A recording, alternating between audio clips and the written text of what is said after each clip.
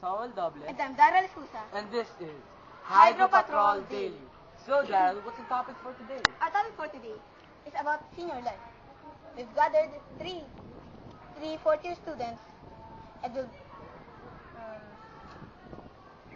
prepared some questions for them. So, let's not keep them waiting. Here's Vince Moscardo with Mr. De Fiesta of Port Garnet.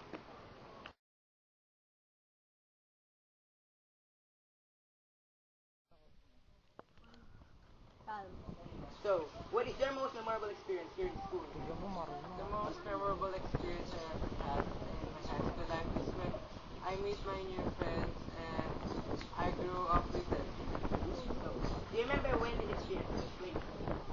This experience took place when I was in first year because since I was first year, my friends let me introduce myself to the world that I'm living in. So, how do you feel about this experience? Honestly, I feel great having them because they impart me new lessons. They help me to become a better person. Right? Why do you feel that way? I feel that way because in this world, it is so hard for me to find a great person that will help me develop myself. Do you consider this experience as one of the factors for your success? For me, it is already a success because it is not easy to find friends like them. What is your greatest fear? I guess my greatest fear right now is to set aside my family away from me or to separate myself away from them. How do you deal with this fear? I can deal with this fear by having faith in God because I know that God will give me the best that I can ever give for my family. Is this a fear factor that serves as a hindrance for your success? I guess no, because I know that this will impart me more determination for myself to improve my skills, my abilities to achieve my goals. So, thanks for the interview. Thank you.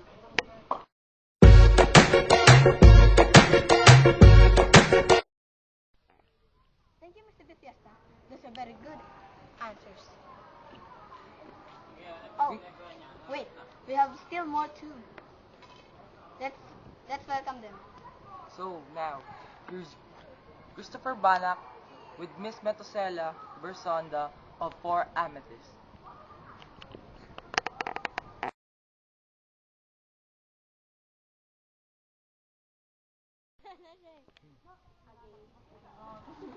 Good afternoon, Miss Metu.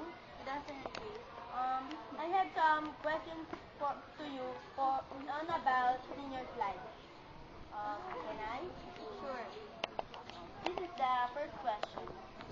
How do you deal with your emotions, particularly with regards on decision making?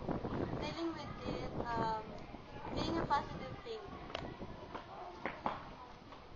Do you prefer your parents to come up with decisions? Why or why not?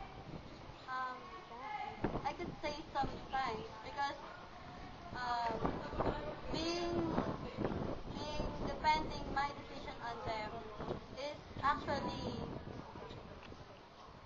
um, tolerating myself to be dependable. Why do you need to ask for others' advice or suggestions?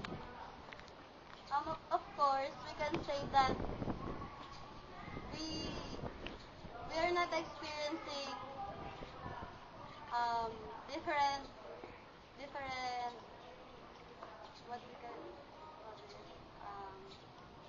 Different experiences um, so that we have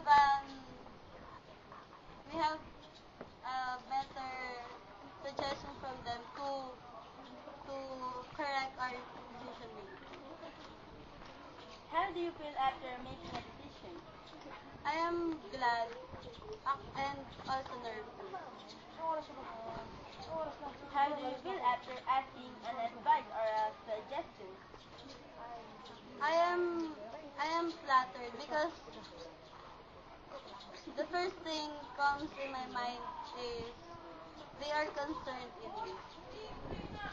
Do you accept whatever consequence may take after up, took place after having a decision? Why or why not? Um, Based in my learnings in in this school, um, I learned that we must be optimistic person because it can affect our self-esteem to be pessimistic. What is your future plan? My future plans to be a successful woman someday and to encourage more students to or more children to develop their talents to share with